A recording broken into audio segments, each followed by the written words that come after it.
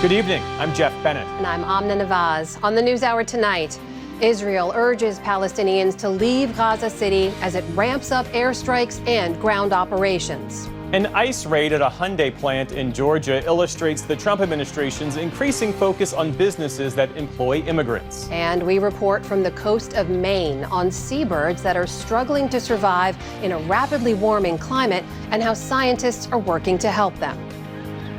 If we take away the people, and we lose these species.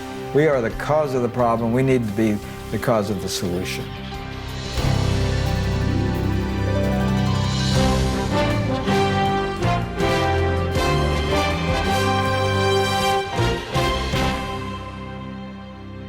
Major funding for the PBS NewsHour has been provided by the ongoing support of these individuals and institutions, and friends of the NewsHour, including Leonard and Norma Chlorfine, and the Judy and Peter Bloom Kovler Foundation.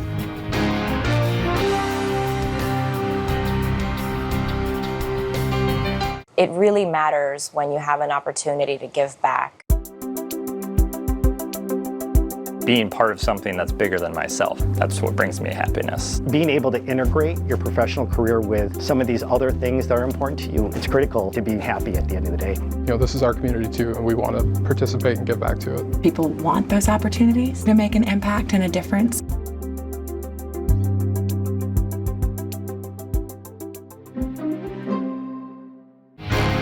The Ford Foundation, working with visionaries on the front lines of social change worldwide.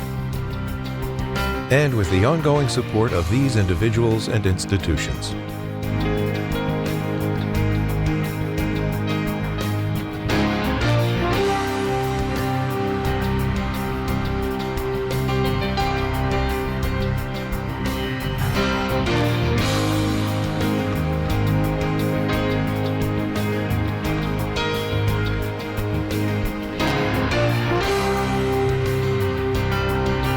This program was made possible by the contributions to your PBS station from viewers like you.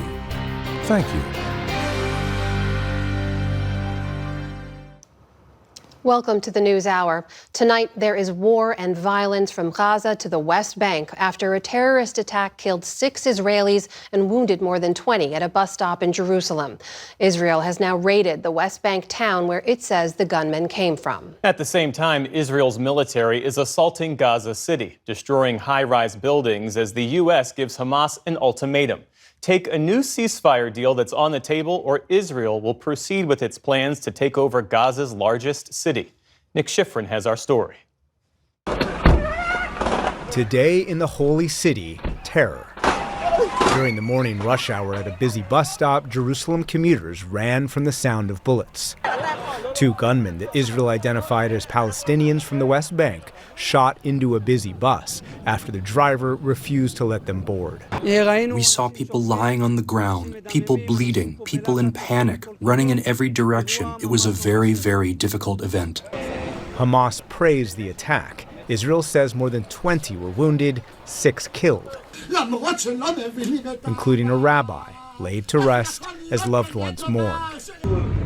Israeli troops quickly shut down the West Bank area outside Jerusalem where it said the attackers lived and raided one of their homes.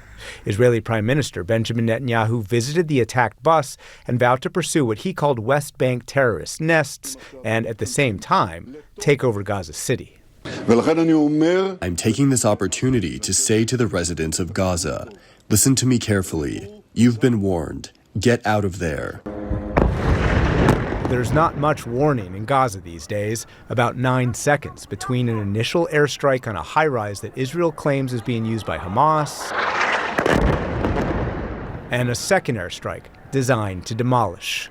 Israel says it has now destroyed 50 high-rises, including 2 today. The damage on the ground is devastating and widespread. This is Gaza's largest city. And among the ruins, there is shock. This family had been sheltering in a tent next to the tower that is now rubble. Ali Al-Qassa says he and everyone else here had less than a 10-minute warning. Here are our women. Look, where are they going to go? Where will they go? Here are their tents. These children, what fault do they have in this? It is a new phase in this war, destroying Gaza City's most visible buildings. Terrifying even for a population for whom airstrikes have become all too common. And deadly. Health authorities say today's Israeli airstrikes killed more than 50 Palestinians, the youngest only 2 years old. And Israel's threats to take over Gaza City have sparked a daily dilemma for everyone sheltering here. Do we stay or do we go again? Some refuse, despite the Israeli leaflets that look like birds but carry ominous warnings which neighborhood to evacuate. Others feel there is no choice, even if they're at a loss for where to go. Every time we move to a place, we get displaced. Every time we go to an area, they attack. Every time we go somewhere, they ask us to leave. There's no safe place in Gaza. I am compelled to repeat this experience. Israel and the U.S. say this moment is not a repeat, but what President Trump called this weekend a last warning. A new ceasefire offer for Hamas to release all Israeli hostages, including living and dead, and then negotiate an end to the war during a 60-day ceasefire. Israel's in support. The Hamas official tonight called it a, quote, shameful surrender, suggesting the war will go on and Israel will proceed with its threat to take over Gaza City. For the PBS NewsHour, I'm Nick Schifrin.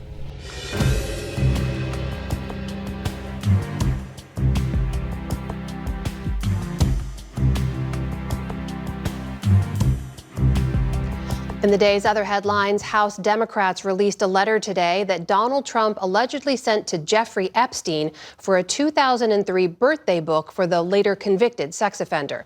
The Epstein estate provided the letter to lawmakers, which they posted online. It depicts a woman's body with the name Donald signed at the bottom.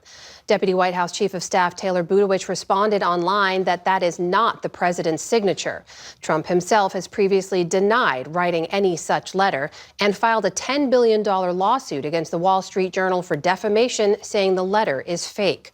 The posting of the letter today comes amid a bipartisan push in Congress for the release of further files on Epstein, who killed himself in prison in 2019 while awaiting trial. The president has not been accused of any misconduct. The Trump administration is asking the Supreme Court to keep nearly $5 billion in foreign aid frozen.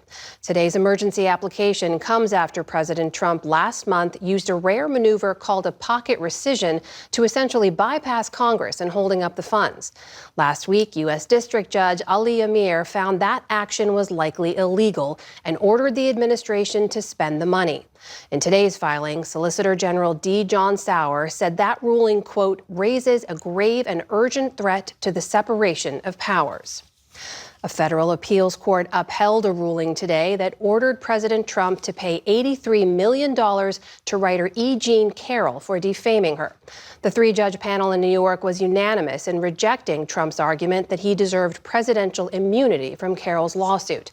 The case stems from Trump's repeated social media attacks against Carroll after she accused him of sexual assault in a Bergdorf Goodman dressing room back in 1996. The president has also been found liable for sexually abusing Carroll in a separate trial that was also upheld on appeal late last year. The Prime Minister of France lost a confidence vote today, toppling his minority government and deepening a political crisis for a major U.S. ally. L'Assemblée nationale n'a pas approuvé la déclaration de politique générale. Lawmakers overwhelmingly ousted François Bayrou after just 9 months in office. The centrist had faced backlash for his plans to tackle the nation's ballooning national debt. In Paris, residents say they are worried about the future. When you listen to the party leaders talk about it, it was predictable. Now his resignation, who to replace him? Everything is going to hell in France. Bayrou is expected to hand in his resignation to President Emmanuel Macron tomorrow. The French leader has vowed to name a replacement in the coming days. Macron will be seeking a fourth prime minister in just a year as he seeks to find stability and support in a fractured political landscape. In Ukraine today, officials called Russia's massive aerial attack this weekend a, quote, clear signal that Russia does not want peace. Prime Minister Yulia Svyridenko says Russia is mocking diplomatic efforts. This comes as Ukraine released images of around 60 foreign diplomats visiting damaged offices in Kyiv. This was the first time Ukraine's main government building was hit in the war.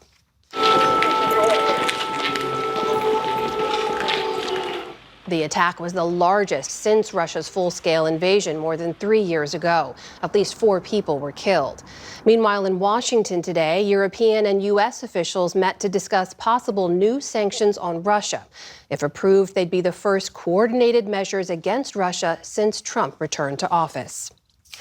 In Nepal, police opened fire on protesters today, killing at least 17 people. Tens of thousands were demonstrating against a government ban on social media platforms like Facebook and YouTube that took effect last week. The unrest escalated quickly, with protesters hurling rocks and police using water cannons on the crowds. Officials say some 145 people were wounded, including 28 police officers. Protesters say the ban violates their rights. It is against our freedom of speech, and they want to control us just like a dictator. Authorities say the ban was enforced after social media companies failed to register and submit to increased government oversight. Critics say such actions could be used to crack down on press freedoms and punish government opponents. Back in this country, the family of media mogul Rupert Murdoch has settled a long-running dispute over control of his empire. Murdoch's son, Lachlan, will take over assets, including Fox News, The Wall Street Journal, and others for years to come. Under the terms of the deal, as first reported by the New York Times, Lachlan's 3 eldest siblings will each get $1.1 billion. The deal puts to rest years of legal wrangling over the financial and political future of the media company, which has long espoused conservative viewpoints. The board of News Corp put out a statement saying it, quote, welcomes these developments. On Wall Street today, stocks inched higher to start the week. The Dow Jones Industrial Average added more than 100 points. The Nasdaq also rose nearly 100 points on the day. The S&P 500 closed just below its all-time high. And Rick Davies has died.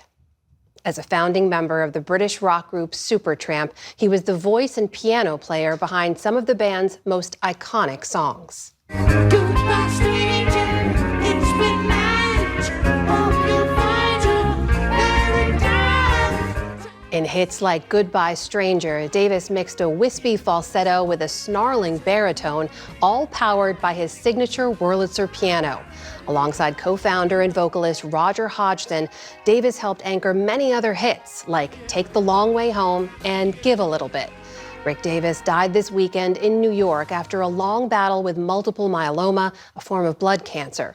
He was 81 years old. Still to come, on the NewsHour, the Supreme Court rules sweeping immigration raids can continue in Los Angeles. Florida pushes ahead on its plan to end some vaccine mandates for schools.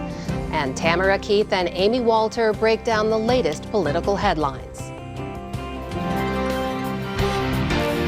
This is the PBS NewsHour from the David M. Rubenstein Studio at WETA in Washington and in the West from the Walter Cronkite School of Journalism at Arizona State University.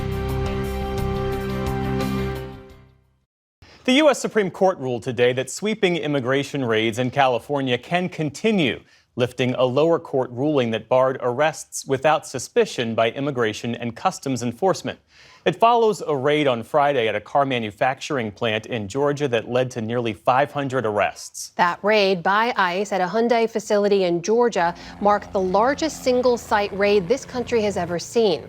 Let's start there with Jasmine Gars of NPR. Great to see you. Thanks for being here. Thank you for having me. So let's start with that Georgia raid. What do we know about who was taken into custody in that raid and what their legal status is? Absolutely. So we know it is close to 500 workers. Most of them South Korean. DHS officials have said that it's it's a mixed bag when it comes to their status. Some people cross the border illegally. Other people overstayed visas. Other people had visas that didn't allow them to work legally in the U.S. And we know that there have been discussions with the South Korean government for about 300 of the workers to be chartered back. We did ask DHS about the raid. They said in a statement to us that they're looking into allegations of what they said are unlawful employment practices. They also said in part, the operation underscores our commitment to protecting jobs for Georgians, ensuring a level playing field for businesses that comply with the law, safeguarding the integrity of our economy, and protecting workers from exploitation. So, Jasmine, say a little bit more about what laws specifically they're saying were broken here. Absolutely. I mean, they're saying that this is about working without legal papers, without authorization to work. And what I think is really interesting is this is where President Donald Trump, there's these two competing movements for him, right? On the one hand, he is trying very hard to get foreign investment into the U.S. He has been working on this relationship with South Korea. And on the other hand, he has this agenda of mass deportation. And this is kind of where the two are colliding. But it's worth pointing out raids like this, large-scale workplace raids, are not as common under the Trump administration. It's not a big part of the agenda. Does this mean we're going to see more of these, or is this an outlier? I mean, it's very interesting to me that this happened in Georgia, in a red state. There was, the same day that this happened, another raid in upstate New York at a food plant where some 40 workers were also arrested. That got overshadowed by what happened in Georgia. Mm-hmm. You're right. We haven't seen it. The Trump administration has said that they want to go after employers who employ undocumented or unauthorized labor. But this is really the first time we see that under the Trump administration. We'll have to see if it's a pattern. I want to ask you, too, about some of the reporting you've been doing on the ground in Florida about the so-called Alligator Alcatraz ICE detention center there. We know a judge had ordered that it be shut down because environmental groups were suing. That was then overturned, so they're still allowed to operate. What did you find in your reporting about what's going on inside that facility? Absolutely horrific conditions. I spoke to lawyers. I spoke to family members of people who were detained in there. I even physically went to the outsides. You can't go in, but the outsides of Alligator Alcatraz. And just being out there, I was at a protest where almost immediately one protester passed out from the heat. I was out for 15 minutes and I was just drenched in sweat.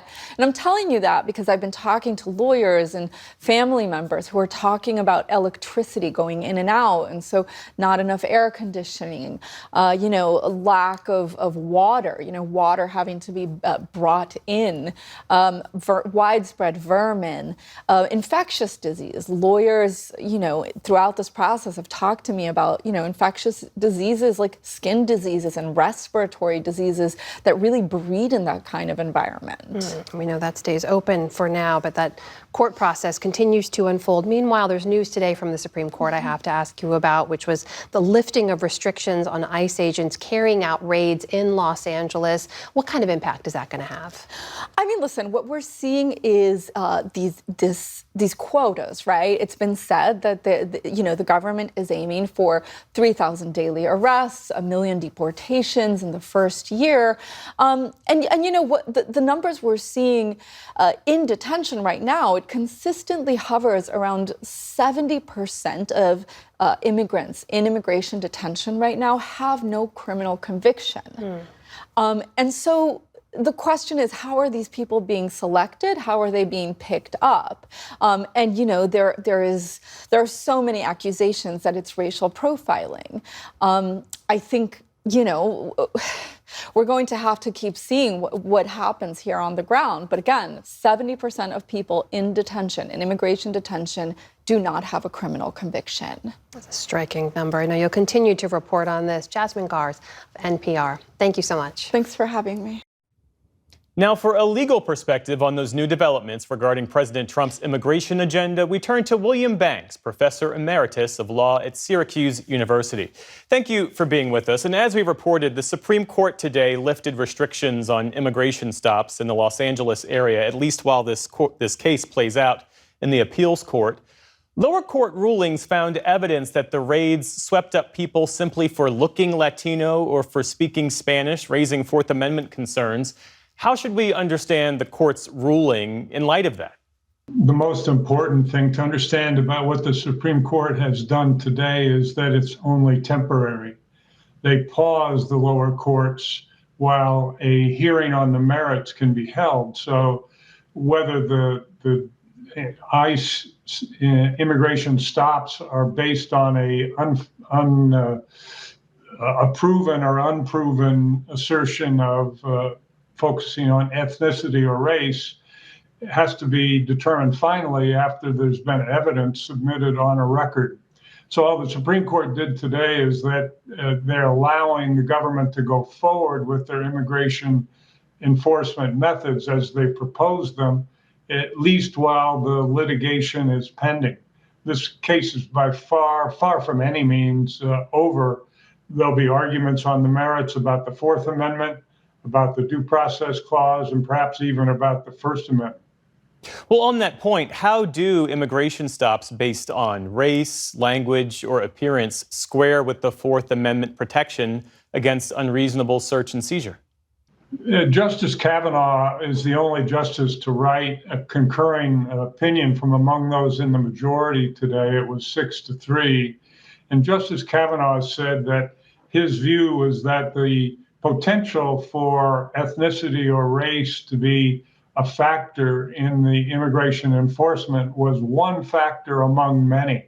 And if it's one factor among many that the government used to detain or stop or question an individual, that's not sufficient cause to enjoin or stop that aspect of the practice. It's one among many. So often in policing, members of the law enforcement may utilize various individual characteristics like race or ethnicity or gender or anything, lifestyle, physical appearance, to question briefly someone on the street, so long as it doesn't effectuate an arrest, that person's liberty has not been taken, and the inconvenience of a temporary stop or a temporary detention, said Justice Kavanaugh anyway, should not stand in the way of the government going about its mission.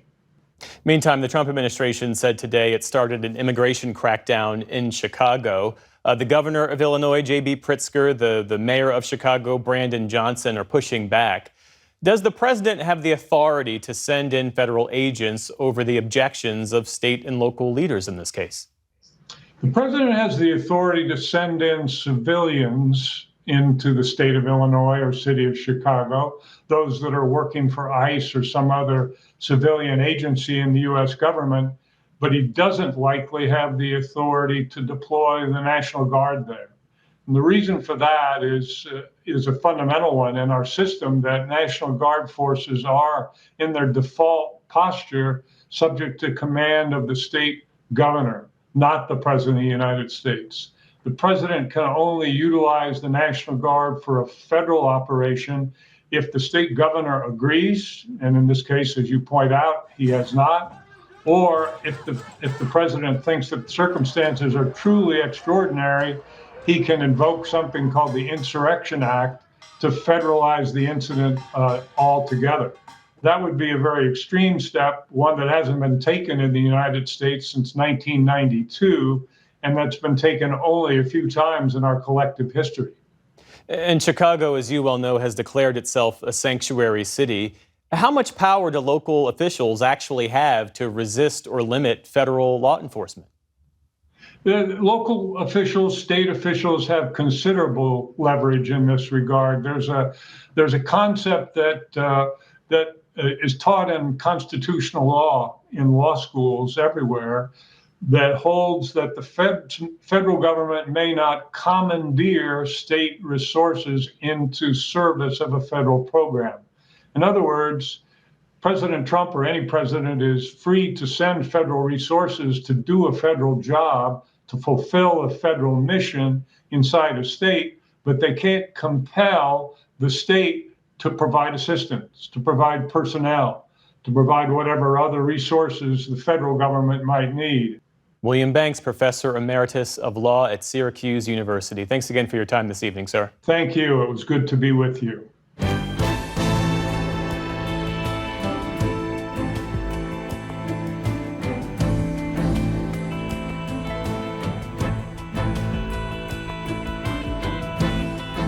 Now we'll look at a 5-decade-long project to protect puffins. Atlantic puffins still face a precarious foothold. That's due in part to a loss of habitat and to troubles tied to warming ocean waters and climate change. But one long-standing effort off the coast of Maine continues to provide a crucial nesting habitat for these seabirds and a place for them to thrive. Science correspondent Miles O'Brien traveled to the only colony of Atlantic puffins in the U.S., part of our Tipping Point series on climate change. And we can shove off. Okay. It was billed as a 3-hour tour. Really? Okay, so Gilligan, Skipper, Professor? No, you're a professor. Professor. That's Don Lyons, head of the Audubon Seabird Institute. Fortunately, on this day, the weather didn't start getting rough. The tiny ship wasn't tossed. It isn't always like this. Hey, I imagine. Right. I think we lucked out, right? We were joined by Steve Kress, a living legend in the world of seabirds. His claim to fame? The destination off our bow, Eastern Egg Rock, 6 miles southeast of New Harbor, Maine. It's the summer nesting perch for a thriving, curated colony of Atlantic puffins in all their colorful, charismatic, quirky glory. It's a barren speck of good news for some bird species that are struggling to survive in a fast-warming ocean. Getting to this place is a lot easier for the birds than for us. Okay, so what's the strategy? Okay, so you'll sit on the tube. The fact that all of us were here is thanks to then 23-year-old Steve Kress's vision back in the 1970s.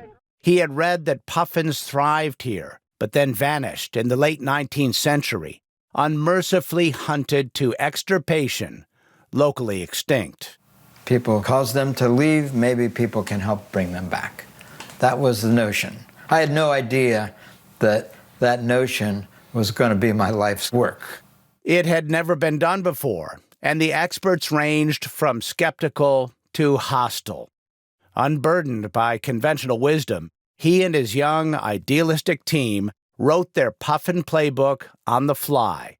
In 1973, they began transferring chicks from Newfoundland's abundant colonies into these sod burrows, cozy homes for the month it took them to fledge. And during that month, our hope was that they were learning that Egg Rock was their home, and they would come back here someday rather than going back to Newfoundland where they were collected. To further entice them, they deployed decoys, mirrors, and amplified recordings of puffins. It still took 4 years for the first adult puffin to return, and another 4 years before nesting pairs began breeding here. 50 years later, hundreds of puffins take a summer break from life at sea to mate and rear their chicks on Eastern Egg. No longer any need for Canadian imports. I sat in a blind with Steve and Don, a front-row seat to a spectacular performance as puffin parents arrived with beaks full of fish for their hungry chicks. But each delivery came with risk. With every landing, they had to dodge their nemesis, the ever-watchful laughing gulls, eager to snatch their catch before it reached the nest. We just passed that rock with all the puffins on it. Very likely has a chick in a burrow right here in front of us somewhere. It seemed like a picture-perfect moment, but Don and Steve said it was actually epic. This is unbelievable. I did not expect this. I didn't expect. Yeah. This is really an unusual day. Look at them all. I have never seen so many puffins on this island. Wow. Better to be lucky than good, but diligence is the mother of good luck. And the birds most assuredly would not be here without the annual arrival of the Puffin Police, headquartered at the Egg Rock Hilton. 0 stars on TripAdvisor. Each year, young, aspiring ornithologists and ecologists come here loaded for gull, hoping to ensure the puffins get the last laugh. This year, they were led by Allison Ballard. The initial idea was that one day puffins would be able to live on this island without the need of human interaction. However, over time, that has been shown to not necessarily be the case. Common terns offer another layer of defense. Uncommonly aggressive to any intruder, including us, they are the bodyguards of the puffin colony. I was hoping that the terns alone would be enough to protect the puffins. And now we know that the terns alone aren't enough to protect the puffins. The terns and the puffins need our help. If we take away the people, and we lose these species. We are the cause of the problem. We need to be the cause of the solution. The solutions Kress and the Audubon team have pioneered have drawn international attention. Somehow this idea left Maine, and it has been used around the world now. And it has legs of its own because it's a good idea. Demand for the tools of the trade has prompted them to build a robust decoy production facility. They export 48 different painted plastic species worldwide and have inspired 800 seabird restoration projects globally. So this is a northern gannet. Last winter we made 420 of these to send to Canada. It's run by Susan Schubel, the outreach educator, although she prefers Seabird Celebrant. We're providing a way to help communicate where are the good places. Where have we done the work to reduce the predators? We can't necessarily control where the fish are in the ocean, but we'll do our best to keep the oceans clean and healthy. But that, of course, is a hope against hope. Humans are relentlessly ruining the oceans, and seabird populations are heading off a cliff. The estimates are maybe a 70% decline over the last 50, 60, 70 years. 70%? 70%, 7-0. That decline is really telling us the ocean is changing in ways that seabirds can't adapt to, at least not very quickly. Warming ocean waters fueled by the climate crisis mean fish are on the move, migrating to their temperature sweet spot. Gemma Klukas of Cornell University is trying to understand how this is changing the diet of seabirds by analyzing their poop. We can go out and collect poops relatively quickly from a colony of nesting seabirds, bring them back to the lab, and then what I do is I sequence the DNA in those fecal samples in order to see which fish or invertebrates the birds have been feeding on. Working with the Shoals Marine Lab and the University of New Hampshire, she visits a common tern colony near Portsmouth, wearing a plastic-coated wide-brim hat. The aggressive birds eagerly pelt her with specimens, taking a turn as research assistants. In the lab, she is seeing genetic evidence of fewer cold water species, like Atlantic herring, and more butterfish, who like it warmer, but are not easy for puffin and tern chicks to swallow. It means parents must fly longer and farther to feed their young. We are seeing an impact of these changes on the breeding success of the birds. So we always talk about the canary in the coal mine. Is it more the puffin on the rock? Yes, I think that's a good analogy. The menu for a seabird chick is more than a meal. It's a diagnostic test for the ocean's health. And right now, the prognosis is grim. But here in the Gulf of Maine, conservationists are listening to the warning signs and pushing back against the downward trend. Puffins still have a foothold here, not by chance, but by design. For the PBS NewsHour, I'm Miles O'Brien on Eastern Egg Rock, Maine.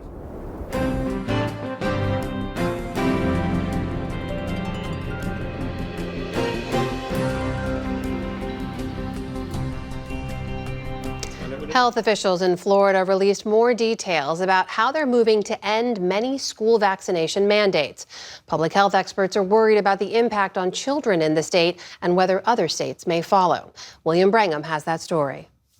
Yesterday's announcement came days after Florida's Surgeon General, Dr. Joseph Ladapo, said the state would be the first to ban all vaccine requirements. This new policy for school children won't take effect for about 90 days, and it would end the requirement that kids are inoculated against diseases like hepatitis B, chickenpox, influenza, and meningitis. The state legislature could take it further and consider removing requirements for measles and polio as well. In announcing the change last week, Dr. Ladapo spoke out against vaccine mandates, saying it was a matter of personal freedom. Every last one of them is wrong and drips with disdain and slavery. Okay? Who am I as a government or anyone else, or who am I as a man standing here now to tell you what you should put in your body? Doctors in Florida are warning this change could put children and their communities at risk.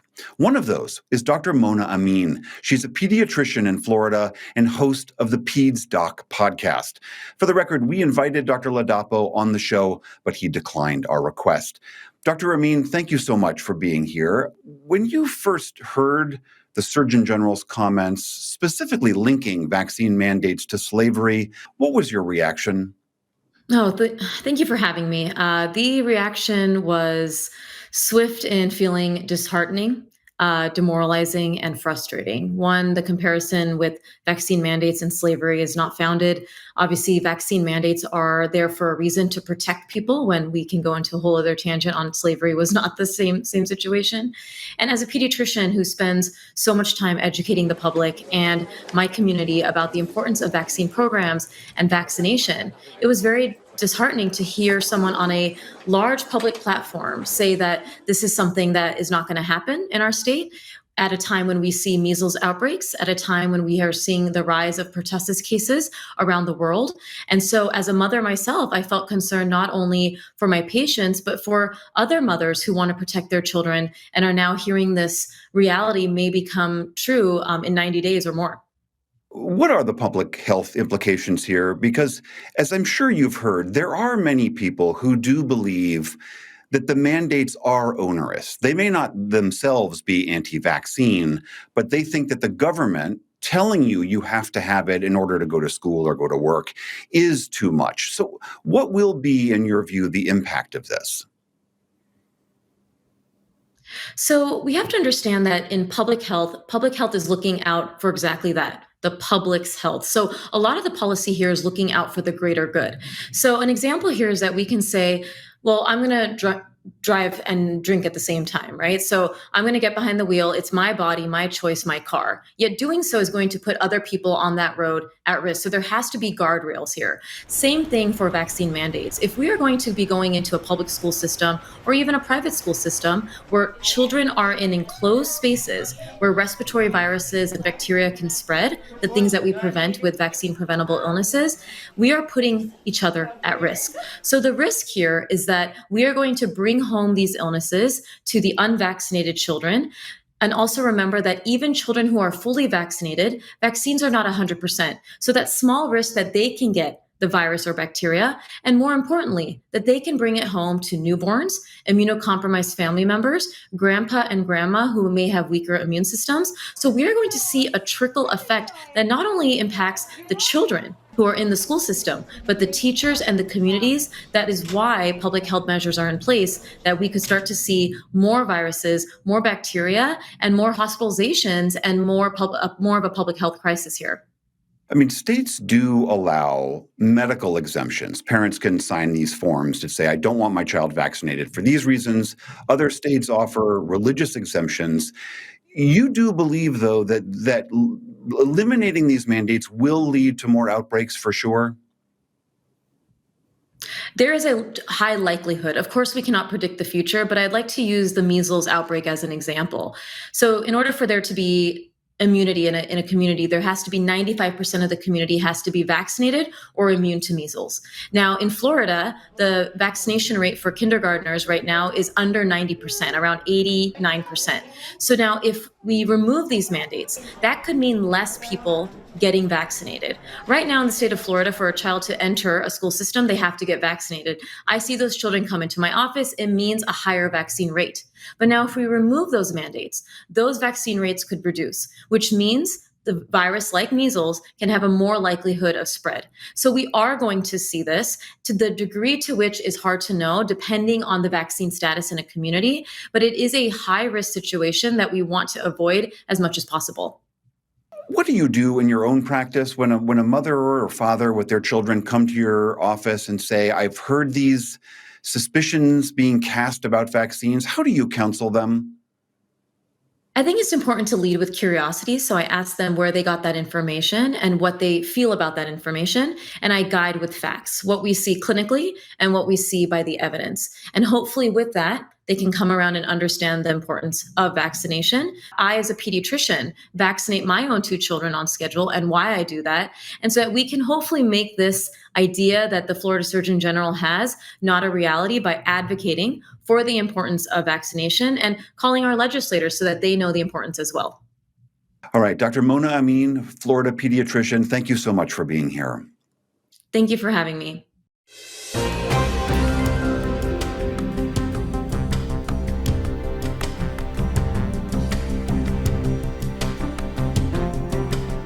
President Trump makes promises to religious voters, denies writing a letter to Jeffrey Epstein, and has some members of his team wearing many different hats. It's time for Politics Monday with Amy Walter of the Cook Political Report with Amy Walter and Tamara Keith of NPR. Great to see you both. Good to be here. So as you both saw, President Trump was at the Museum of the Bible in Washington, D.C. earlier today. He announced upcoming action from the Department of Education to protect prayer in public schools. Tammy was also talking about other actions his administration has taken investigating what he calls anti-Christian bias, pardoning anti-abortion rights activists. Why this message and why right now? He created this Religious Liberty Commission through executive action earlier this year, and this is a regularly scheduled meeting. They have more meetings coming up of this commission, which includes a wide range of mostly Christian people, pastors, as well as administration officials.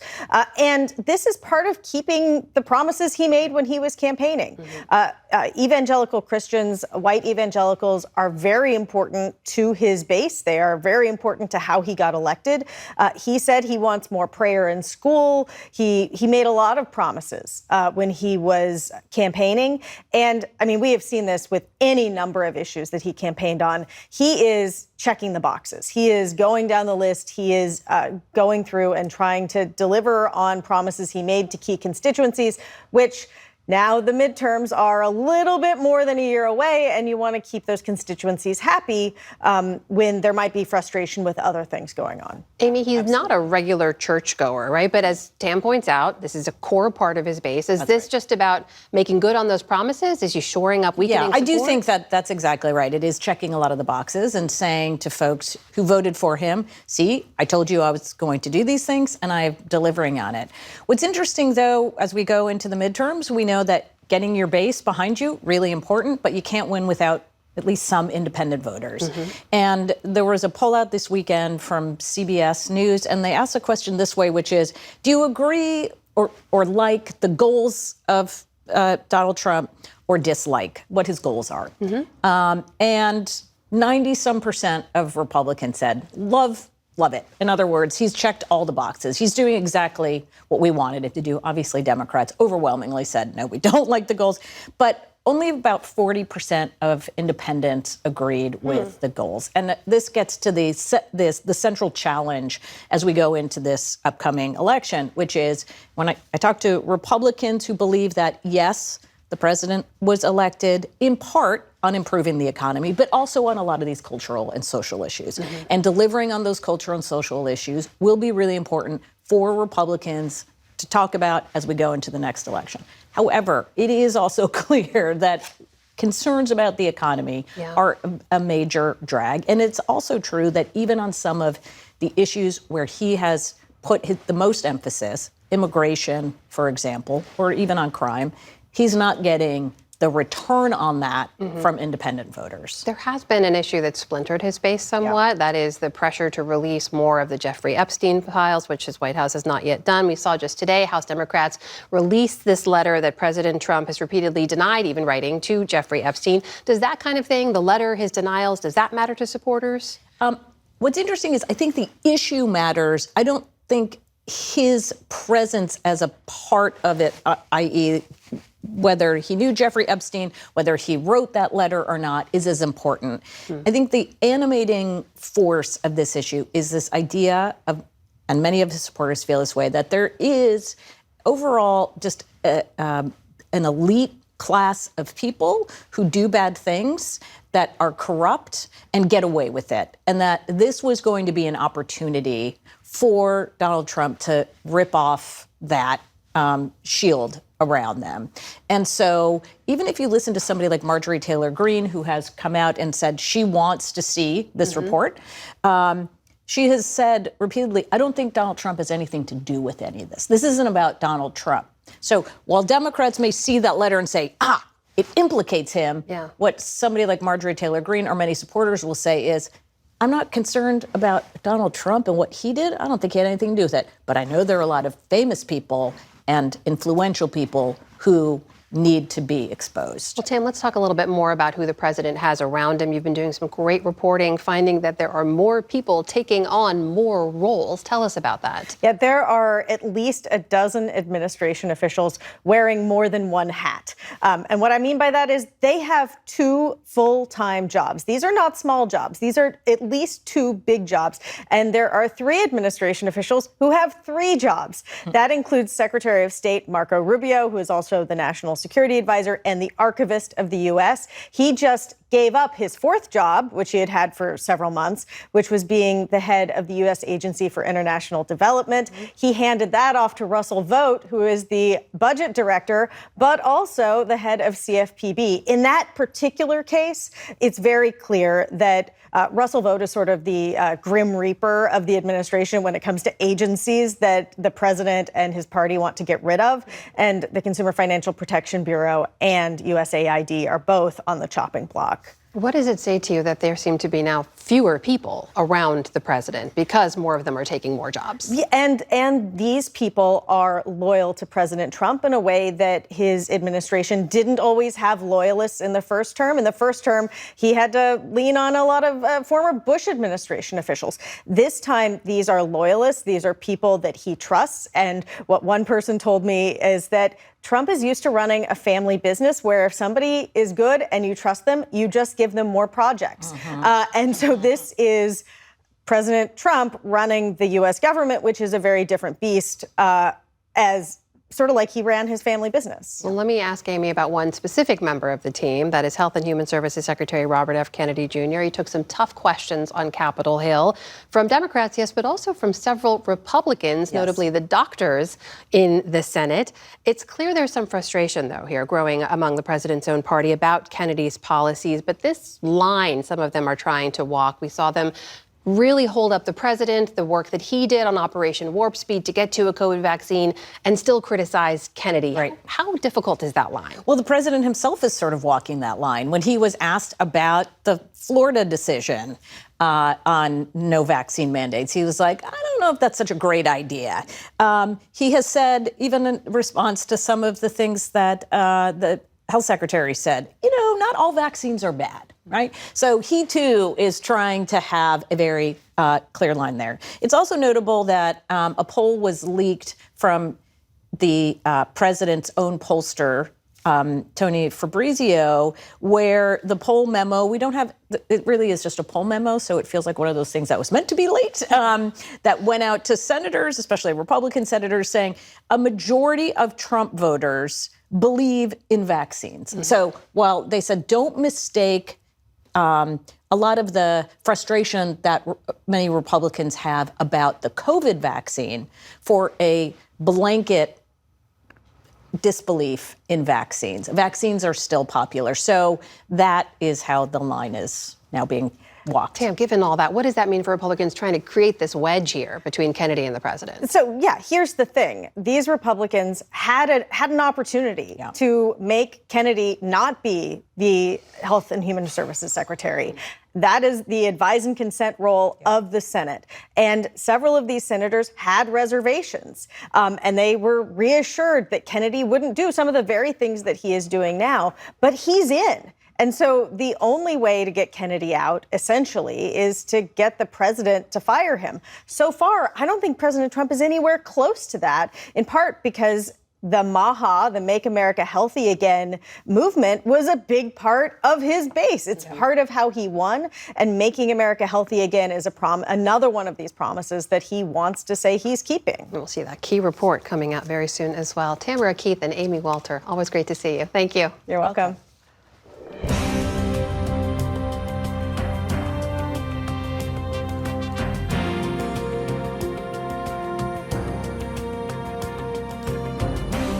Three years after becoming the youngest #1 player in history, Spain's Carlos Alcaraz has reclaimed the top spot, winning the U.S. Open in 4 sets over Italy's Jannik Sinner and capturing his 6th Grand Slam title. On the women's side, Belarus's Aryna Sabalenka defeated American Amanda Anisimova, becoming the first woman since Serena Williams to win back-to-back singles titles at the U.S. Open. It's the second U.S. Open championship for both Alcaraz and Sabalenka. For more on these historic victories, we're joined now by Patrick McEnroe, former singles and doubles champion and a longtime commentator on all things tennis. It's great to see you. So Carlos Alcaraz did not lose a single set in the tournament until Sunday. What impressed you most about his run and his performance yesterday? You know, I think it was his focus and his attitude. Sometimes he can be a little up and down. He's such a creative player. He is a showman out there. He loves to put on a good show for the fans. But what most impressed me this year, Jeff, was that he seemed to be just dialed in right from the start. Sometimes you see him lose a set or two early in the tournament when he just kind of loses a little bit of interest. That didn't happen this year. I think Jannik Sinner beating him at Wimbledon in the final there, he had won it the last 2 years, was a little bit of a wake-up call for Carlos. So he seemed to be incredibly focused. The serve was the best I've ever seen it in the championship match.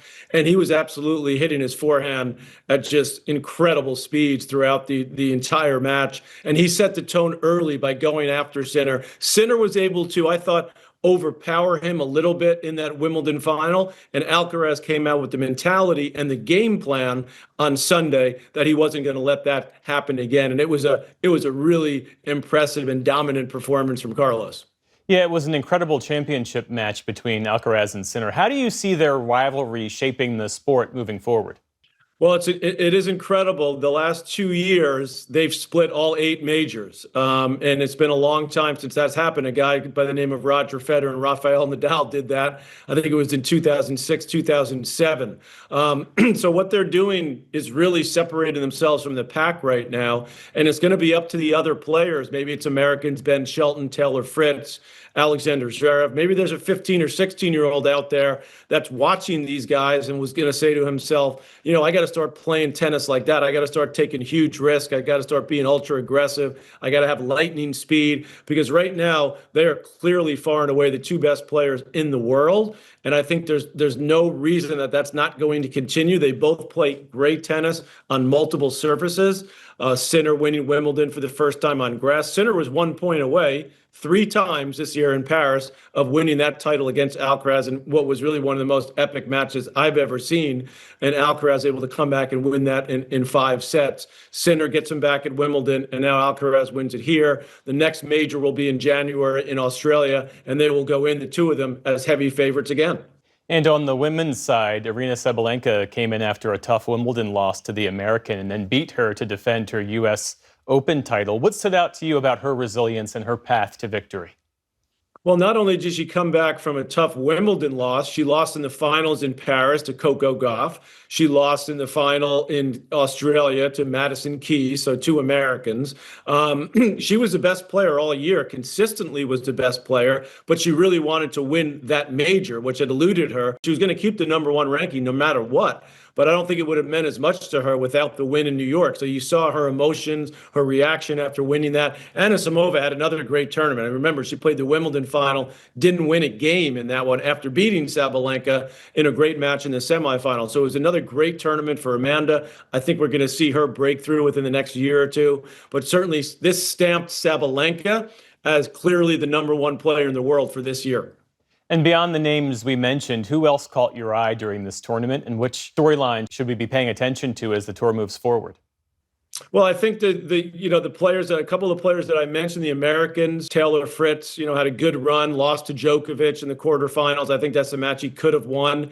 Ben Shelton, unfortunately, had to retire, got injured in that one. And I think Amanda Anisimova has been, an amazing story to see her resilience, the way she came back after really being embarrassed on the center court at Wimbledon and having such another good tournament. The American women are very strong overall. And I think the other thing to watch for is how does Coco Gauff recover from what really was a difficult time for her with going through a new coach, kind of changing the mechanics of the serve, which is highly unusual to do that at any time for a professional, but particularly essentially right before and in the middle of a major tournament. So she's got a lot of work to do to sort of rebuild her confidence and find some sort of rhythm on that serve, because that really hurt her during this season after winning her second major of the year in Paris. Patrick McEnroe, great to speak with you. Thanks for joining us. Thanks for having me.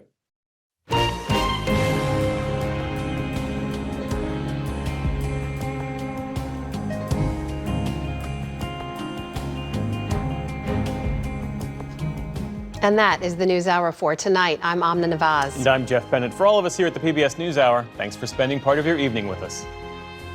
Major funding for the PBS NewsHour has been provided by Friends of the NewsHour, including Robert S. Kaplan and Wendy J. Selden through the Raymond James Charitable Endowment Fund.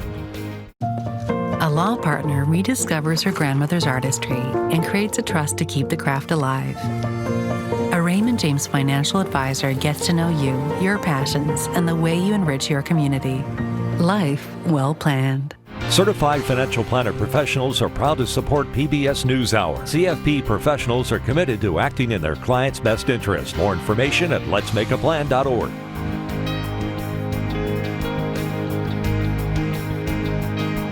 The John D. and Catherine T. MacArthur Foundation, committed to building a more just, verdant, and peaceful world. More information at macfound.org. And with the ongoing support of these institutions.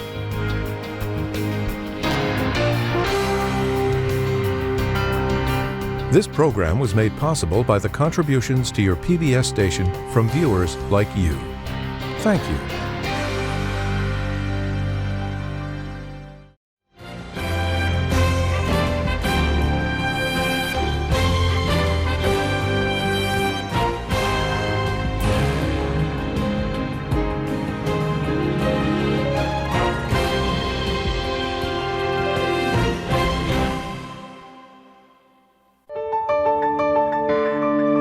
You're watching PBS.